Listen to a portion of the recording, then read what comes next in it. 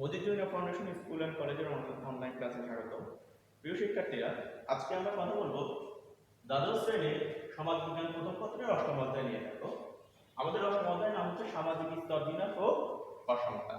অর্থাৎ সমাজে বিদ্যমান যে বিভিন্ন ধরনের স্তর বিন্যাস ও অসমতাগুলো নিয়েই আজকে আমাদের মূল আলোচ্য বিষয়। তো তার আগে দেখো, স্তর বিন্যাস এবং অসমতা এই বিষয়টা কি আজকে আমরা সেটা দেখব একটু।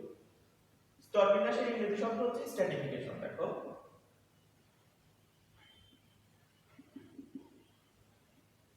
স্ট্র্যাটিফিকেশন এই শব্দটা এসেছে, দেখো, ল্যাটিন শব্দ স্ট্রেটা থেকে।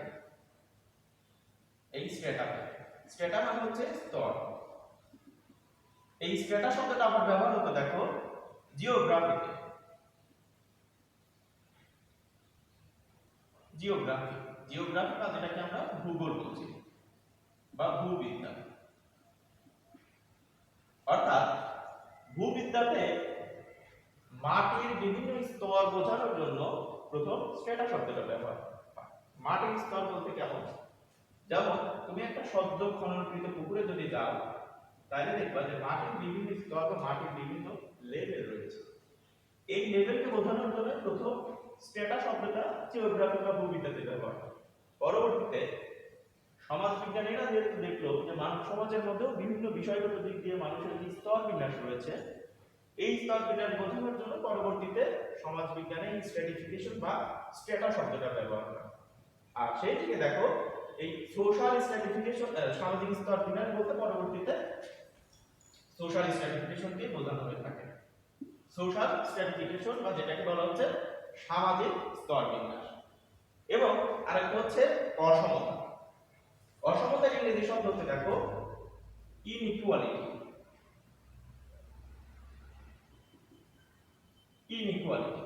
ইনইকুয়ালিটি মিন্স অসমতা। আবার ইনইকুয়ালিটি জিনিসটা কি? ইনইকুয়ালিটি মানে হচ্ছে নট ইকুয়াল। ইনইকুয়ালিটি মানে নট ইকুয়াল, অর্থাৎ সমান নয় এমন একটি পরিস্থিতিকেই বলা হয় ইনইকুয়ালিটি। নট ইকুয়াল, ইকুয়াল নয় বিষয়টা কেমন, বা সমান নয় জিনিসটা কেমন? আমি যদি ধরি, মনে করো এটা একটা সমাজ, এই সমাজে এগুলো হচ্ছে একটা মানুষ, একটা মানুষ। চিন্তা করো, এটা হচ্ছে একটা সমাজ, সমাজে এগুলো হচ্ছে একটা মানুষ। এই মানুষের মধ্যে দেখো বিভিন্ন বিষয়গত দিক দিয়ে একটা অসমতা বিরাজমান।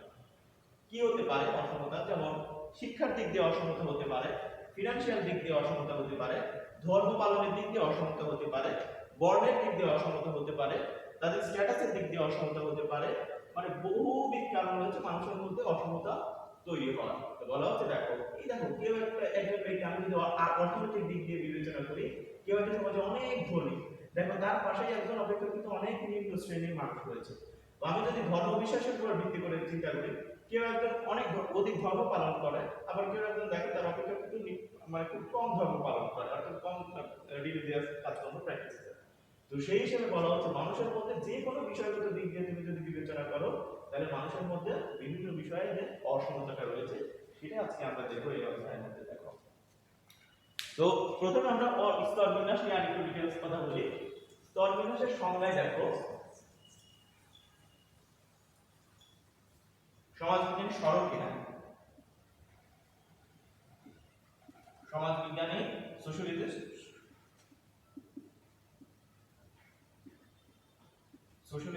সরকিন বা সমাজবিজ্ঞানী সরকিনি হচ্ছে একজন আমেরিকান সোশ্যালিস্ট।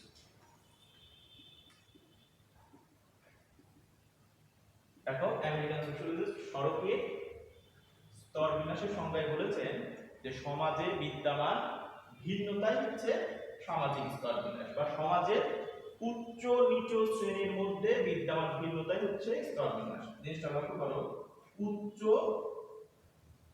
নিম্ন শ্রেণীর মধ্যে বিদ্যমান ভিন্নতা। জিনিসটা লক্ষ্য করো, সমাজের ভিন্নতা রয়েছে, সেটাই হচ্ছে মূলত স্তর বিন্যাস। অর্থাৎ চিন্তা করলাম এইটি হচ্ছে সমাজের উচ্চ শ্রেণী আর এগুলো হচ্ছে সমাজের নিম্ন শ্রেণী। নিম্ন শ্রেণী তো বলা হচ্ছে দেখো এই যে উচ্চ শ্রেণীর মাঝখানে যে বিদ্যমান যে রয়েছে এটাকেই মূলত বলা হচ্ছে স্তর বিন্যাস। যদিও স্তর বিন্যাসটাই মূলত অসমতা তৈরি করে সমাজের স্তর তৈরি কারণে স্তর যার কারণে ওই এই একই ধরনের উচ্চ শ্রেণীর চিন্তা করলাম এটা হচ্ছে অপেক্ষাকৃত নিম্ন শ্রেণী। এই নিম্ন শ্রেণীর বিদ্যমান যে স্তর বিন্যাস।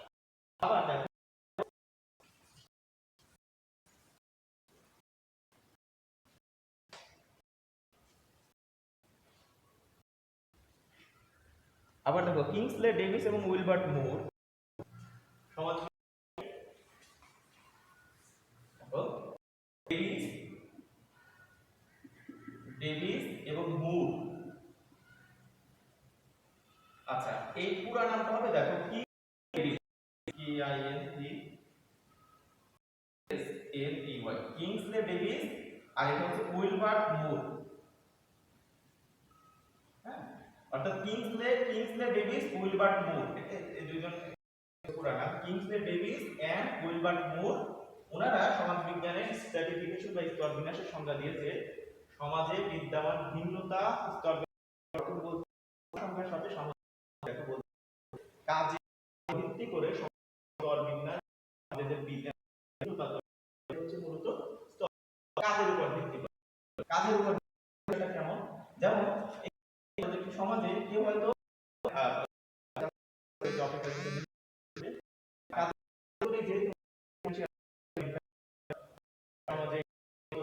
কত গরিব এগুলার মূল বিষয়টাই যেহেতু হচ্ছে কর্ম সম্পাদনের মাধ্যমে তৈরি হয়। তো সেই হিসেবে বলা হচ্ছে দেখো উনি মূলত বলছে যে অর্থের উপর ভিত্তি করে অর্থাৎ অর্থের উপর ভিত্তি করে সমাজে যে ভিন্নতা তৈরি হয় সেটা হচ্ছে সামাজিক স্তর বিন্যাস। অর্থের উপর ভিত্তি করে কিভাবে অর্থাৎ আমি চিন্তা করলাম যে ইনি হচ্ছে একজন ধনী ব্যক্তি, ইনার পাশে হচ্ছে একজন খুবই গরিব ব্যক্তি, আর ইনি হচ্ছে আরো গরিব, ইনি হচ্ছে ফুটপাতের বাসিন্দা, ইনি হচ্ছে দেখো প্রাসাদে বাস করে, ইনি হচ্ছে অপেক্ষাকৃত মধ্যবিত্ত শ্রেণী, আর এগুলো হচ্ছে একেবারে অপেক্ষাকৃত নিম্ন এবং যাদেরকে আমরা হচ্ছে মানে পথচারী বলি বা যাদেরকে আমরা হচ্ছে রাস্তার মানুষ বলে সহজ কথা, এই জাতীয় শ্রেণীকে বলা হচ্ছে এই যে উচ্চ নিম্ন শ্রেণীর মাঝখানে যে বিদ্যমান ভিন্নতা অর্থের উপর ভিত্তি করে এটাকে সড়কে বলেছেন কিংসলে ডেভিস এবং উইলবার্ট মুর বলেছেন হচ্ছে এটা সামাজিক স্তর বিন্যাস। অর্থাৎ সেই হিসেবে আমরা সামাজিক স্তর বিন্যাস বলতে কি বোঝাচ্ছি, সামাজিক স্তর বিন্যাস হচ্ছে সমাজে মানুষের মধ্যে বিদ্যমান ভিন্নতাটাই হচ্ছে স্তর বিন্যাস। এই বিদ্যমান ভিন্নতা যে কোনো বিষয়ের দিক দিয়ে হতে পারে, কারণ আমি এখানে লিখলাম অর্থের দিক দিয়ে হতে পারে, শিক্ষার দিক দিয়ে হতে পারে, এরপরে ধর্মের দিক দিয়ে হতে পারে, এরপরে বর্ণের দিক দিয়ে হতে পারে বা যাদেরকে আমরা কাস্ট বলি, এরপরে দেখো সম্মানের দিক দিয়ে হতে পারে, বিভিন্ন বিষয়গত দিক দিয়ে এই স্তর বিন্যাস তৈরি হতে পারে। এই সব বিষয়ই হচ্ছে মূলত স্তর বিন্যাসের একটা এই দুজন বলেছে এবং সড়কে বলছে সড়কিনের মূল কথাটা হচ্ছে কারণ সমাজবিজ্ঞানে স্তর বিন্যাসের মূল অর্থের উপর ভিত্তি করে সমাজে যেহেতু স্ট্যাটাস নির্ধারিত হচ্ছে, অর্থের উপর ভিত্তি করে সমাজে যেহেতু স্তর বিন্যাস তৈরি হচ্ছে, সুতরাং দেখো সরকিন এবং ডেভিস এবং মুরের সংজ্ঞা কিন্তু বেসিক জিনিসটাই হচ্ছে অর্থ, অর্থাৎ অর্থের উপর ভিত্তি করে সমাজের মানুষের মধ্যে যে বিদ্যমান ভিন্নতাটা তৈরি হচ্ছে সেটা হচ্ছে মূলত সামাজিক স্তর বিন্যাস। দেখো সামাজিক স্তর বিন্যাসের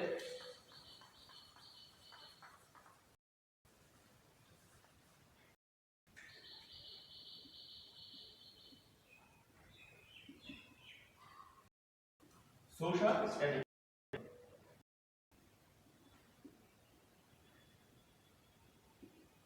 টাইপস অফ সোশ্যাল স্ট্র্যাটিফিকেশন বা সামাজিক স্তর বিন্যাসের প্রকার। দেখো সামাজিক স্তর বিন্যাসের প্রকারভেদ যদি আমরা চিন্তা করি তাহলে আমরা চার ধরনের সামাজিক স্তর বিন্যাস দেখতে পাই। প্রথমটা হচ্ছে দেখো প্রথমটা হলো স্লেভারি সিস্টেম। স্লেভারি সিস্টেম বা দাস প্রথা। স্লেভারি সিস্টেম বা দাস প্রথা। এরপরে দুই হচ্ছে এস্টেট, এস্টেট। নাম্বার হচ্ছে বা ভূ সম্পত্তি।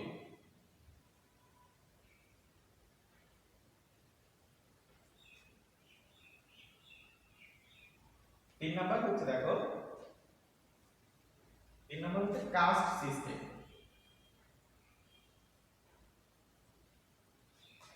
কাস্ট সিস্টেম বা জাতি বর্ণ প্রথা, জাতি বর্ণ প্রথা। এবং চার নাম্বার হচ্ছে সোশ্যাল ক্লাস এন্ড স্ট্যাটাস।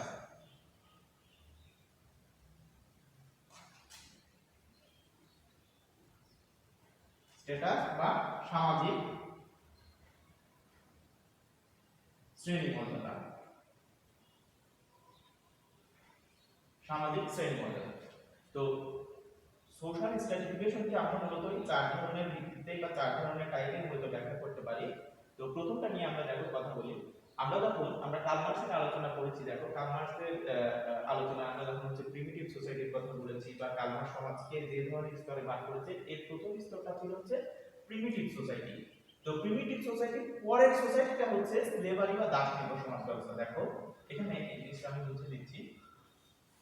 এখন কার্ল মার্ক্সের যে সমাজের যে স্তর বিন্যাস কার্ল মার্ক্স ব্যাখ্যা করেছে, এর মধ্যে প্রথমটা হচ্ছে প্রিমিটিভ কমিউনিজম।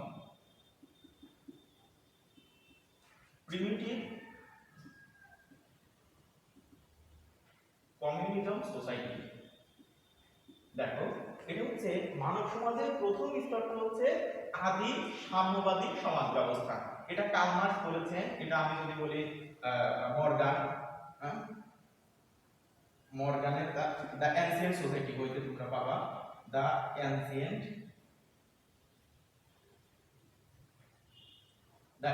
সোসাইটি। এই বইতেও তোমরা দেখবে যে মানব সমাজের যে স্তর বিন্যাস বা মানব সমাজের ক্রমবিন্যাসের মধ্যে প্রথম স্তরটাই হচ্ছে প্রিমিটিভ কমিউনিজম সোসাইটি। একটা জিনিস লক্ষ্য করো, আমরা করছি হচ্ছে সামাজিক স্তর বিন্যাস, কিন্তু এই প্রিমিটিভ বা আদিম সমাজের প্রথম ফেজকে বলা হতো কমিউনিজম সোসাইটি বা সাম্যবাদী সমাজ ব্যবস্থা। সাম্যবাদী সমাজ ব্যবস্থা বলতে কি বোঝাচ্ছে, যেহেতু এই আদিম সমাজে মানুষের মধ্যে সম্পত্তির ধারণা তৈরি হয়নি, সুতরাং মানুষের মধ্যে খুব বেশি তারতম্য বা খুব বেশি স্তর বিন্যাস ছিল না। অর্থাৎ আদিম সমাজটা ছিল এরকম, আদিম সমাজকে বলা হয় যে life was either a feast or fast, মানে এই সমাজে ছিল হয় ভূরিভোজ ছিল নতুবা উপবাস ছিল। অর্থাৎ তারা সবাই জঙ্গলে থাকতো, বন জঙ্গলে থাকতো, একত্রে থাকতো। যদি সবাই কেউ যদি একটা শিকারও পেত তাহলে ওটা সবাই মিলে ভাগ করে খেত, আর যদি না পেত তাহলে দেখা যাচ্ছে তারা ভূরিভোজ উপবাস থাকতো। এই জন্য বলা হচ্ছে life was either a feast, feast FEAST, feast or fast. Feast মানে অধিক ভক্ষণ বা অধিক খাওয়া, আর ফাস্ট মানে উপবাস থাকা।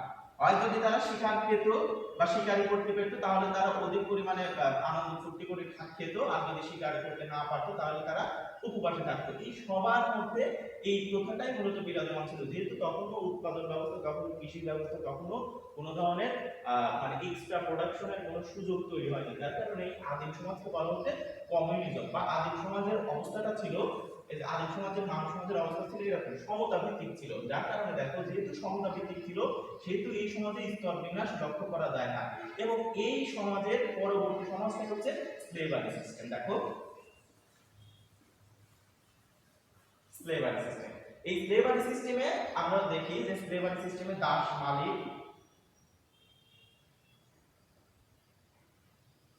দাস মালিক এবং দাস, দাস। এখানে দাস মালিককে আবার প্রভু বলা হয়, প্রভু। দেখো এই প্রভুর ইংরেজি শব্দ কিন্তু মাস্টার, মাস্টার। এই মাস্টার শব্দটা কিন্তু ওই সরি, এই মাস্টার শব্দটা কিন্তু এই তখন থেকে প্রচলিত। আজকে আমরা যে মাস্টার শব্দটা ব্যবহার করি, এই মাস্টারের মূলত অর্থ বা মাস্টারের অর্থগত দিক দিয়ে যে চিন্তাটা সেটা কিন্তু তখন থেকে চলে আসে। দেখো তো সেই হিসেবে বলা হচ্ছে দাস মালিক এবং দাস এই সমাজে। দেখো অর্থাৎ মানব সমাজের দ্বিতীয় ফেজ, মানব সমাজের এটা হচ্ছে ছিল স্লেভারি সিস্টেমটা ছিল দ্বিতীয় ফেজ। এই সমাজে মানুষের মধ্যে এক ধরনের স্তর বিন্যাস তৈরি হয়। স্তর বিন্যাসটা কি, একজন ছিল দাস মালিক, একজন ছিল দাস।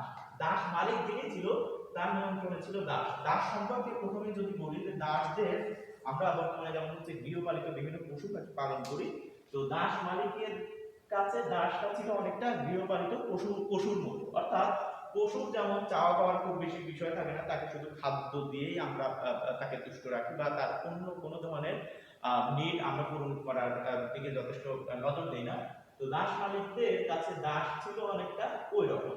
অর্থাৎ ওই রকম বলতে যেমন দাসদের কোনো ধরনের রাজনৈতিক অধিকার ছিল না, দাসদের কোনো ধরনের বিবাহ করার কোনো সুযোগ ছিল না, দাসদের কোনো পরিবার গঠন করার সুযোগ ছিল না, দাসদের কোনো বিদ্রোহ করার সুযোগ ছিল না, দাসদের মালিকের কাজ শুনতে তারা বাধ্য থাকতো, দাসদের কোনো গিল্ড বা কোনো সংগঠন করার সুযোগ ছিল না। অর্থাৎ এরা যে স্বাভাবিক অর্থে একটা মানুষ, কিন্তু এই মানুষ হিসেবে দাস মালিকেরা তারা কোনো সময়ই এই দাসদেরকে মানুষ হিসেবে চিন্তা করতো না। অর্থাৎ এরা ছিল হচ্ছে মূলত দাস মালিকের কাছে দাস ছিল একটা জীবন্ত হাতিয়ার। অর্থাৎ আমরা যেমন কাজকর্ম করার জন্য বিভিন্ন টুলস বা বিভিন্ন হাতিয়ার ব্যবহার করি, তো দাস ছিল দাস মালিকের কাছে ওইরকম জীবন্ত হাতিয়ার। হাতিয়ার হিসেবে দাস মালিক ব্যবহার করতে এবং দাস মালিকের বিভিন্ন ধরনের কর্ম, বিভিন্ন ধরনের কাজ করার জন্য মূলত এই দাসদেরকে ব্যবহার করা হতো। দেখো দাস সম্পর্কে অনেক কথাই বলা যায়। বলা হয় যে আজকের দিনে দেখো আমেরিকা এবং যুক্তরাজ্য বা আমি যদি বলি ব্রিটেন,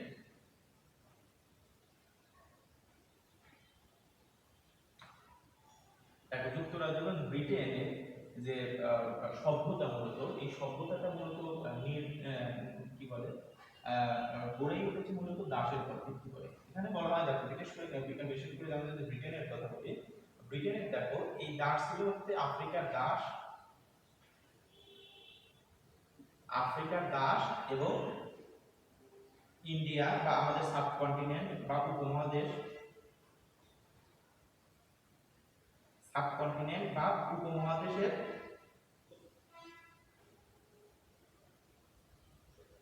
উপমহাদেশের সম্পদ। অর্থাৎ এই আফ্রিকান দাস এবং আমাদের সাবকন্টিনেন্ট বা উপমহাদেশের সম্পদ, এই দুইটার উপর ভিত্তি করে মূলত ইংল্যান্ড বা আজকের দিনে যে আমরা যাদেরকে লন্ডন বলতেছি বা যাদেরকে আমরা ব্রিটেন বলতেছি, এরা এই সভ্যতাটা মূলত গড়েই হচ্ছে এই দুইটা জিনিসের উপর ভিত্তি করে। অর্থাৎ এই সভ্যতা গড়ে তোলার পেছনে যে অর্থের দরকার ছিল, সেই অর্থ তারা নিয়ে হচ্ছে আমাদের সাবকন্টিনেন্ট থেকে। আর এই ভিত্তিপ্রস্তর স্থাপন বা এই ধরনের প্রাসাদ নির্মাণ করার জন্য, ঝুঁকিপূর্ণ প্রাসাদ নির্মাণ করার জন্য যে সকল লোক দরকার, তার বেশিরভাগ অংশ তারা দাস হিসেবে নিয়েছে হচ্ছে আফ্রিকা থেকে। এখন তোমরা এই ব্রিটিশরা মূলত আফ্রিকাতে গিয়ে আমাদের দেশে এসে যেমন তারা হচ্ছে বাণিজ্য করার জন্য এসে এই দেশে যেমন রাজ্য ভার গ্রহণ করে এবং এই দেশের সকল ধরনের সম্পদগুলো তারা যেমন ব্রিটিশরা পাচার করে, ঠিক একইভাবে আফ্রিকাতে তারা হচ্ছে যায় এবং আফ্রিকার বিভিন্ন অঞ্চল দখল করে তারা আফ্রিকা থেকে জাহাজ বলে তারা আফ্রিকা থেকে দাস নিয়ে আসতে। দেখো আর যার কারণে দেখো আমেরিকার অবস্থাও একই। আমেরিকাতে প্রচুর পরিমাণে, অর্থাৎ আফ্রিকার থেকে তাদের নেওয়ার একমাত্র জিনিসই ছিল হচ্ছে দাস হিসেবে তারা জাহাজ বলে এই ধরনের দাস তারা এই দেশে নিয়ে এসে তারা কি করতো, তারা ওই সমাজে ওই রাষ্ট্রের সব থেকে ঝুঁকিপূর্ণ কাজগুলো এই দাসদেরকে দিয়ে করাতো। কারণ এরা যদি মারা যায়, তোমার চোখের সামনে মারা গেলেও এদের প্রতি সহানুভূতিশীল দেখানো বা এদের প্রতি আন্দোলন করা বা এদের নিয়ে কথা বলার কেউ ছিল না। কারণ দাস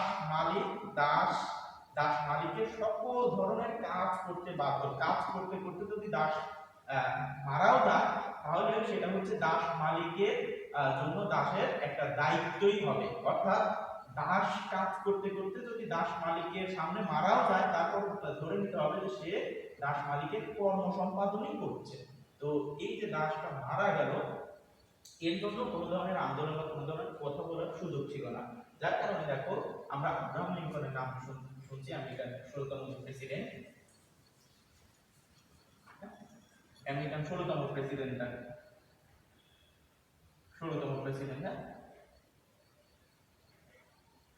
আমেরিকান 16তম প্রেসিডেন্ট আব্রাহাম লিঙ্কনের আমরা নাম শুনছি। উনি দেখো উনি প্রেসিডেন্ট থাকা অবস্থায় আমেরিকাতে গৃহযুদ্ধ হয় এবং গৃহযুদ্ধের একটা অন্যতম কারণ ছিল কিন্তু এই দাস বিদ্রোহ। তো এই ফলশ্রুতিতে দেখো উনি দাস প্রথাকে আমেরিকার ইতিহাসে সবথেকে প্রভাবশালী বা সবথেকে জনপ্রিয় ব্যক্তিত্ব ছিল বা প্রেসিডেন্ট ছিল হচ্ছে আব্রাহাম লিঙ্কন। দেখো এই আব্রাহাম লিঙ্কন কিন্তু এই পরবর্তীতে এই দাসদের করুণ অবস্থা দেখে পরবর্তীতে এই দাস প্রথাটা টোটালি বিলুপ্ত করে দেয়। উনি হচ্ছে দেখো 19 নভেম্বর 1863-তে উনি দাস প্রথা বিলুপ্ত ঘোষণা করেন। অর্থাৎ এর পরবর্তীতে আমেরিকাতে দাস প্রথা বৈধ ছিল না। এর এই দাস প্রথা বিলুপ্তকরণে দেখো উনি একটা ভাষণ দেয়, যেটাকে বলা হচ্ছে গেটিসবার্গে যে ভাষণটা দেয়, এই ভাষণটাকে বলা হয় গুটেনবার্গ স্পিচ। দেখো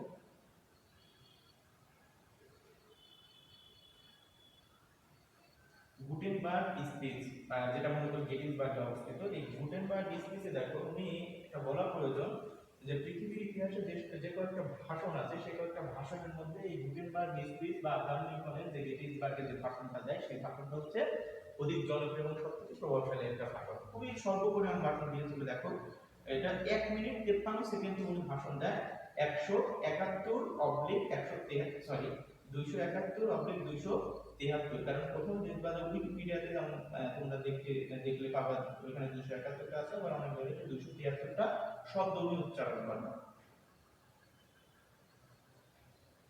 অর্থাৎ এই 1 মিনিট 53 সেকেন্ডে এই 271টা শব্দ উনি উচ্চারণ করেন। এই শব্দ উচ্চারণের মাধ্যমে মূলত আমেরিকান ইতিহাসে দাস প্রথাকে বিলুপ্ত ঘোষণা করা হয় এবং আমেরিকার পরবর্তী সময় পৃথিবীর বিভিন্ন জায়গা থেকে ক্রমে ক্রমে দাস প্রথা বিলুপ্ত হয়ে যায়। তো এই হচ্ছে মূলত দেখো বলা হচ্ছে যে স্লেভারি সিস্টেম সোসাইটি বা দাস নির্ভর সমাজ ব্যবস্থায় দেখো সমাজের মধ্যে এক ধরনের স্তর বিন্যাস লক্ষ্য করা যায়, যেটা কিন্তু আদিম সমাজে ছিল না। আদিম সমাজে ছিল না। আদিম সমাজটা ছিল হচ্ছে, যেমন এটাকে আমি বললাম যে আদিম সমাজটা ছিল হচ্ছে প্রিমিটিভ কমিউনিজম, অর্থাৎ এই আদিম সমাজ ছিল সাম্যবাদী। সাম্যবাদী সমাজ, সাম্যবাদী মানে সেখানে সমতা ছিল, সেখানে কোনো স্তর বিন্যাস ছিল না, যার কারণে দেখো দ্বিতীয় ফেজটাকে বলা হচ্ছে স্লেভারি সোসাইটি। এই স্লেভারি সোসাইটিতে এই যে স্তর বিন্যাস ছিল, স্তর বিন্যাস কি এখানে ছিল দাস, মালিক এবং দাস, এই দেখো স্তর বিন্যাস তৈরি হয়েছে। তো এরপরে আমরা দেখি তৃতীয় স্ট্র্যাটিফিকেশনের যে দ্বিতীয় নাম্বার স্টেপ, স্টেট বা ভূসম্পত্তি বা খামার। এই দাস নির্ভর সমাজ ব্যবস্থা দ্বিতীয় ফেজটা ছিল, এই দাস নির্ভর সমাজ ব্যবস্থার পরের ফেজটা ছিল হচ্ছে এস্টেট বা ভূসম্পত্তি।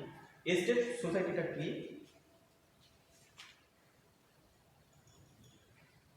দেখো এস্টেটটা হচ্ছে, এখানে আমরা এর আগে আমরা সমাজ বিজ্ঞানে আমি আমাদের যখন মনে পড়ে আমি একটা সোসাইটির কথা বলছি, feudal society, feudal society. Feudal society বা যেটাকে বলা হচ্ছে ফিউডাল সোসাইটি, অর্থাৎ এটা ছিল মূলত কৃষিভিত্তিক সমাজ ব্যবস্থা।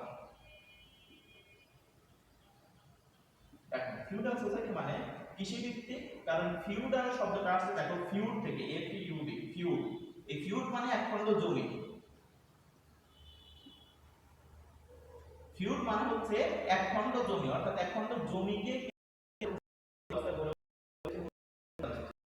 একখণ্ড জমি বলতে মূলত কৃষিকাজ বা কৃষি হচ্ছে, অর্থাৎ সমাজ ব্যবস্থায় দাসেরা বেশিরভাগই ব্যবহার হচ্ছে তাদের পারিবারিক কাজকর্মে, কিন্তু পরবর্তীতে দেখলো যে না, মানব সমাজকে আরো টিকিয়ে রাখার জন্য আরো উৎপাদন দরকার এবং তারা কৃষি ভিত্তিক সমাজ ব্যবস্থা গোড়াপত্তন করে এবং তখন থেকে তৈরি হচ্ছে এস্টেট।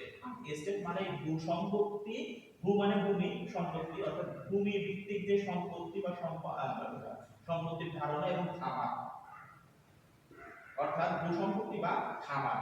তো এই এস্টেট বলতে মূলত ভূসম্পত্তি বা খামারকে বোঝানো হচ্ছে। দেখো এই সোসাইটিতে বা আমি যদি এই স্টেপে বলি, এই ভূসম্পত্তি বা খামারে মানব সমাজের মধ্যে বিভিন্ন ধরনের স্তর বিন্যাস ছিল। এর মধ্যে একটা হচ্ছে দেখো, একটা ছিল হচ্ছে ভূস্বামী, ভূস্বামী। দ্বিতীয় নাম্বার ছিল হচ্ছে মধ্যস্বত্ব শ্রেণী, মধ্যস্বত্ব শ্রেণী, মধ্যস্বত্ব শ্রেণী। তৃতীয় নাম্বার ছিল হচ্ছে সৈনিক, সৈনিক। চতুর্থ নাম্বার ছিল হচ্ছে দাস বা আমরা যাদেরকে বলছি শ্রমিক, শ্রমিক। দেখো এই সমাজে, এই এস্টেট সমাজে চার ধরনের কিন্তু আমরা স্তর বিন্যাস দেখতে পাই। প্রথমে যিনি জমির মালিক ছিল ওনাকে বলা হতো ভূস্বামী, এবং ভূস্বামীর পরবর্তী স্তর ছিল হচ্ছে মধ্যস্বত্ব শ্রেণী। মধ্যস্বত্ব শ্রেণীরা ছিল এরকম যে যারা অধিক পরিমাণ সম্পদের মালিক বা ভূস্বামী নয়, আবার যারা দাসও নয়, অর্থাৎ এরা ভূস্বামীও নয়, এরা দাসও নয়। এর মাঝখানের যে শ্রেণীটা ছিল, অর্থাৎ যাদের সীমিত জমি আছে, সীমিত পরিমাণ জমিতে তারা নিজেরা উৎপাদন করে, তারা অন্যের জমিতে উৎপাদন করে, আবার অন্যকে তাদের জমিতে উৎপাদন করতে হয়তো লোক ব্যবহার করে। সেই হিসেবে আজকে আমরা যাদেরকে মিডল ক্লাস বলি, এই মধ্যবিত্ত শ্রেণী ছিল হচ্ছে ওই সমাজের মিডল ক্লাস। এবং দেখো সৈনিক ছিল, সৈনিকরা এই ভূস্বামীর কাজকর্মকে দেখাশোনা করতো, অর্থাৎ এই যে দাসেরা যে কাজ করছে কিনা বা তাদেরকে নিয়ন্ত্রণ করা, তাদেরকে দেখে শুনে রাখা বা তাদেরকে সঠিকভাবে নির্দেশনা দেওয়ার জন্য এই ভূস্বামীরা দাস হিসেবে এই দাসদের কাজের জন্য সৈনিক ব্যবহার করতো। অর্থাৎ সৈনিকেরা ছিল ভূস্বামীর হচ্ছে মূলত এক ধরনের বাহিনী, যার মাধ্যমে তারা দাসদেরকে সঠিকভাবে কাজ করা। তো সেই হিসেবে দেখো এই সমাজে কিন্তু এই 4 ধরনের স্তর ছিল। তো বলা হচ্ছে আমরা যেহেতু প্রতিটি সামাজিক স্তর বিনা, তো দেখো আস্তে আস্তে কিন্তু আমি যদি কি বলে আমি প্রথমে যদি স্লেভারি সোসাইটি বলি, স্লেভারিতে দেখো স্তর ছিল 2টা, পরবর্তীতে এখানে কিন্তু স্তর বিন্যাস বেড়ে গেল। তো সেই হিসেবে সমাজ মানব সমাজে দেখো ক্রমে ক্রমে স্তর বিন্যাস বেড়ে যাচ্ছে, কারণ মানব সমাজ সম্পর্কে বলা হয় মানব সমাজের সবসময় একটা সাধারণ নিয়ম হচ্ছে simple to complex, simple to complex. কারণ মানব সমাজ সবসময় সরল অবস্থা থেকে জটিল অবস্থার দিকে যায়। এটা হচ্ছে মানব সমাজের একটা ন্যাচারাল একটা বৈশিষ্ট্য, যে মানুষ শুধু মানব সমাজ না, প্রত্যেকটা জিনিসই একটা সরল অবস্থার দিক থেকে সবসময় জটিল অবস্থার দিকে ধাবিত হয়। তো বলা হচ্ছে দেখো মানব সমাজের যে এই যে স্তর বিন্যাস আমরা দেখতেছি, এই স্তর বিন্যাস যত দিন গেছে, যত সময় গড়িয়েছে, তত কিন্তু একটা কমপ্লেক্স একটা অবস্থার দিকে চলে গেছে। এরপরে আমরা তৃতীয় অবস্থান দেখি, তৃতীয় স্তর বিন্যাস দেখো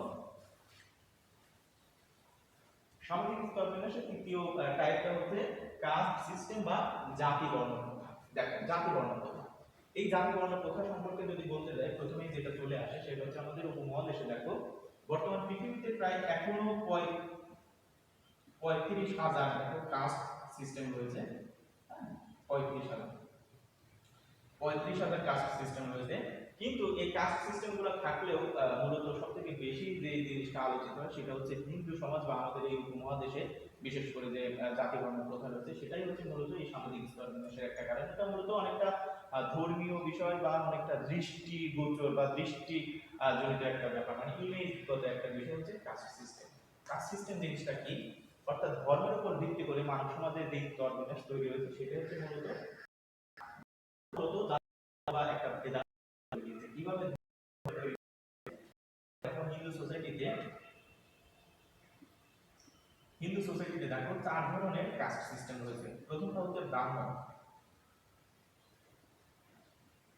এরপর হচ্ছে ক্ষত্রিয়, বৈশ্য এবং 4 নম্বর হচ্ছে শূদ্র। ঠিক আছে, এই যে 4 ধরনের কাস্ট সিস্টেম রয়েছে। প্রথমটা কি ব্রাহ্মণ। ব্রাহ্মণ হচ্ছে দেখো ব্রহ্মার মস্তিষ্ক থেকে আগত। চিন্তা করা হয় ব্রহ্ম হচ্ছে ঈশ্বর, তো মানুষের শরীরের নিয়ন্ত্রক যেহেতু মাথা, তো যে ব্রাহ্মণরা এসেছে ব্রহ্মার মাথা বা মস্তিষ্ক থেকে। তো সেই হিসেবে তারা হচ্ছে সমাজের প্রধানতম দায়িত্ব পালন করে বা সমাজের গুরুত্বপূর্ণ দায়িত্ব পালন করে। তো সেই হিসেবে তারা কি দায়িত্ব পালন করে, এরা হচ্ছে মূলত পুরোহিত বা যাজক শ্রেণী,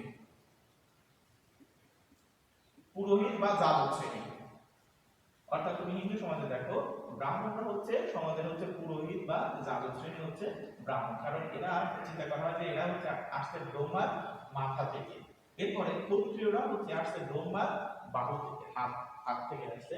তো যেহেতু শরীরকে প্রোটেক্ট করে হচ্ছে হাত দিয়ে আমরা শরীরকে প্রোটেক্ট করি, তো এই ক্ষত্রিয়দের কাজ হচ্ছে এরা সৈন্য হিসেবে ব্যবহার হয়, অর্থাৎ এরা হিন্দু শাস্ত্রে এদেরকে হচ্ছে সৈন্য, ক্ষত্রিয়রা হচ্ছে মূলত একটু যোদ্ধা গোত্রের মানুষ, যোদ্ধা গোত্রের।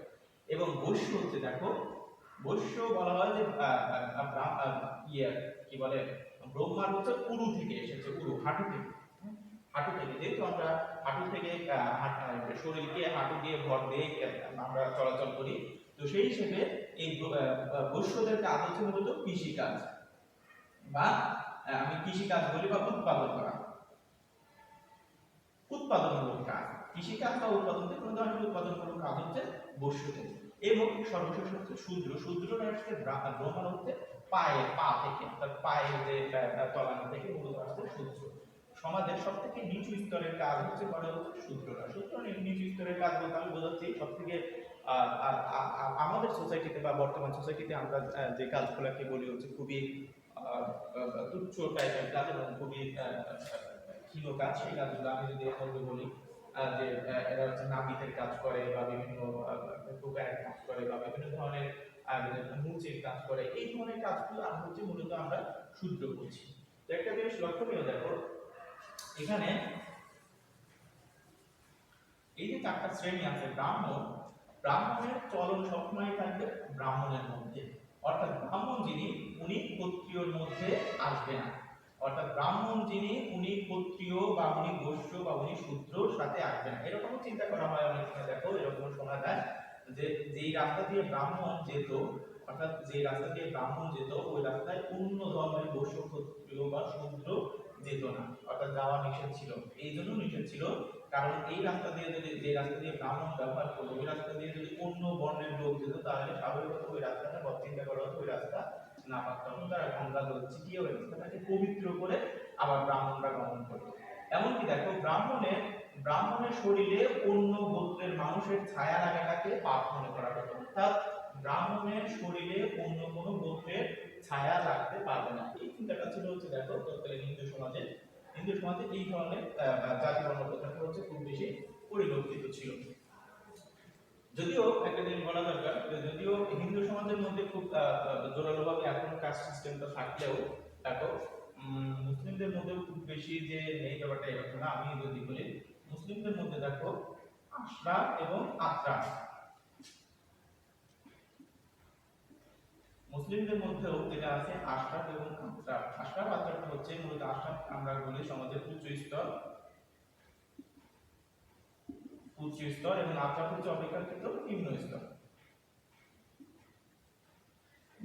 তো সবার কথা দেখো সমাজের উচ্চ স্তরের সাথে সমাজের নিম্ন স্তরের এক ধরনের ইমেজগত একটা প্রবলেম আছে বা ইমেজগত এক ধরনের চিন্তা আছে। আমরা উচ্চ স্তরের মানুষেরা নিম্ন স্তরকে অপেক্ষাকৃত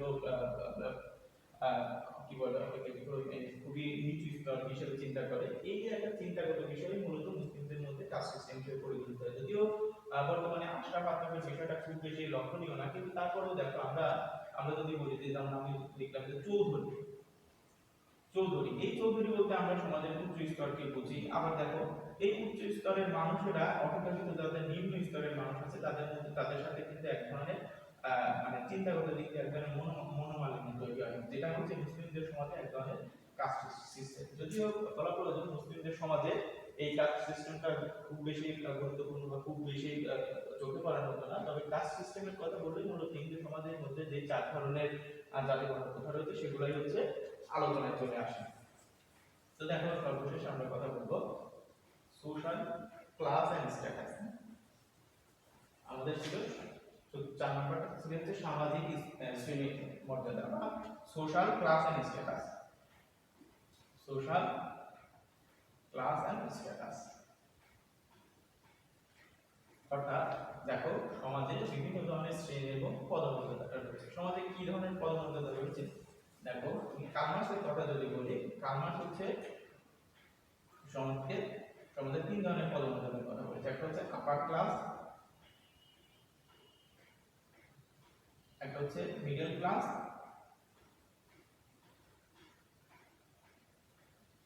আর একটা হচ্ছে লোয়ার ক্লাস। এই 3টা ক্লাস। তো এই 3টা ক্লাসকে আবার প্রত্যেকটা ক্লাসকে আবার দুই ভাগে ভাগ করা যায়। তো দুই ভাগে কিভাবে, লোয়ার যেটা দেখো লোয়ার ক্লাসকে আমরা দুই ভাগে দেখাতে পারি। একটা হচ্ছে লোয়ার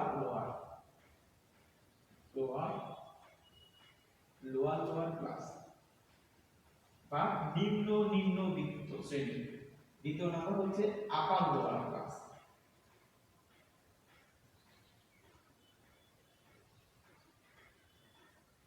বা উচ্চ নিম্ন শ্রেণী।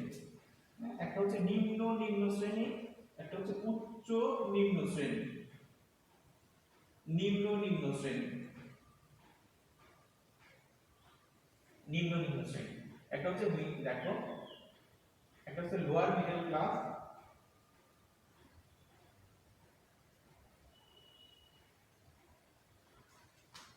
আর একটা হচ্ছে আপার মিডল ক্লাস।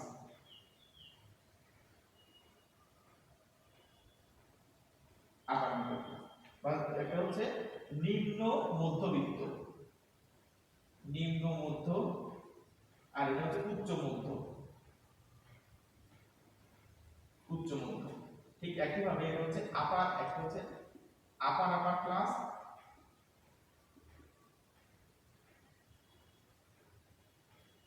আর আরেকটা হচ্ছে lower upper class, lower upper class, অর্থাৎ উচ্চবিত্ত, উচ্চ উচ্চবিত্ত, আর এটা হচ্ছে নিম্ন উচ্চবিত্ত, নিম্ন উচ্চবিত্ত। তো সমাজে দেখো উচ্চবিত্তদের ছিল সমাজের সবথেকে হাইলি এস্টাবলিশড যে পার্সোনাল, যদি বলি বড় কোম্পানি, বড় গার্মেন্টস বা অনেকগুলো গার্মেন্টসের সমাজে বড় বড় আমলা, এই ধরনের মন্ত্রীরা হচ্ছে সমাজে আপার ক্লাস, অর্থাৎ সমাজে যারা সবথেকে উচ্চ শ্রেণী। এরপরে লোয়ার আপারটা হচ্ছে এরা মূলত বড় কোম্পানি বা হচ্ছে বড় চাকরিজীবী, বড় পেশাজীবী, উচ্চমানের বেতনধারী ব্যক্তিরা হচ্ছে লোয়ার আপার ক্লাস। এরপরে মিডল, আপার মিডল হচ্ছে তারা মোটামুটি মানে ব্যবসা বাণিজ্য করে বা শহর বাজারে বড় দোকানপাট আছে বা সচ্ছল পরিবারে, এদেরকে আমরা বলছি হচ্ছে আপার মিডল। লোয়ার মিডলটা হচ্ছে তুমি ধরো যে গ্রামগঞ্জে যাদেরকে আমরা মুদি দোকান আছে বা হচ্ছে খুবই ছোট মানের একটা চাকরি করে বা হচ্ছে একটু ধনী কৃষক, এই টাইপেরকে আমরা বলছি হচ্ছে লোয়ার মিডল ক্লাস। এরপরে আপার লোয়ার ক্লাস, অর্থাৎ এরা হচ্ছে সহজ কথা, এরা হচ্ছে দিন মজুর, এরা হচ্ছে রিক্সা ড্রাইভার, কুলি বা হচ্ছে যারা হচ্ছে খুবই দিন আনে দিন খাই এরকম মানুষ।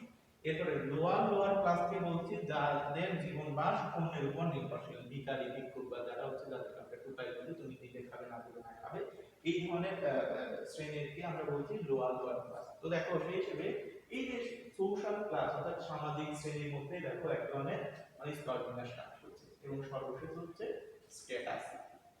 স্ট্যাটাস নিয়ে কথা বলতে গেলে দেখো, স্ট্যাটাস নিয়ে কথা বলতে গেলে মূলত দুই ধরনের সমাজ দুই ধরনের কথা আসে। স্ট্যাটাসটা মূলত যেমন কার্ল মার্কস বলেছেন,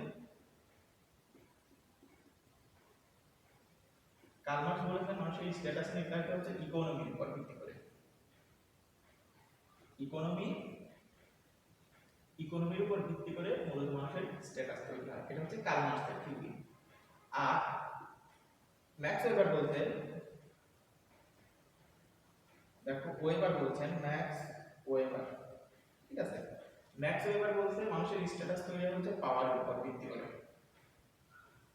অর্থাৎ পাওয়ারের উপর ভিত্তি করে তৈরি হচ্ছে স্ট্যাটাস, অর্থাৎ সমাজে কে কত পাওয়ারধারী সে তার উপর ভিত্তি করে সমাজে তার স্ট্যাটাস তৈরি করে। আবার কারণ বলতে সমাজের স্ট্যাটাস তৈরি হচ্ছে ইকোনমির উপর ভিত্তি করে। আলটিমেটলি বর্তমানে বলা হয় সমাজ বিজ্ঞানের বর্তমান পরিস্থিতিতে বলা হয় স্ট্যাটাস নির্ধারণের এই দুইটাই হচ্ছে গুরুত্বপূর্ণ উপাদান, অর্থাৎ স্ট্যাটাস তৈরি হয় সমাজে ইকোনমির উপর ভিত্তি করে আবার পাওয়ারের উপর ভিত্তি করে। তো দেখো এই যে সমাজে মানব সমাজে আমরা যদি দেখি যে মানব সমাজের যে স্তর বিন্যাস, প্রথমটা ছিল হচ্ছে আমাদের স্লেভারি, দ্বিতীয় নম্বর ছিল তৃতীয় নম্বর ছিল কাস্ট সিস্টেম, চতুর্থ নম্বর সোশ্যাল ক্লাস এন্ড স্ট্যাটাস। এবং এই সোশ্যাল ক্লাস এন্ড স্ট্যাটাসের উপর ভিত্তি করে মানব সমাজে দেখো বহুমুখী যে এক ধরনের স্তর বিন্যাস, সেটা হচ্ছে মূলত সামাজিক স্তর বিন্যাস। তো যাই হোক, আমাদের ক্লাসের আজকে নির্ধারিত টপিক মূলত এটাই ছিল। আমরা পরবর্তী ক্লাসে আলোচনা করব সামাজিক অসমতা বা অসমতার যে কারণগুলো রয়েছে, অসমতার যে বিভিন্ন ধর্ম রয়েছে সেগুলো নিয়ে। তো ভালো থাকো, আজকে এই পর্যন্তই।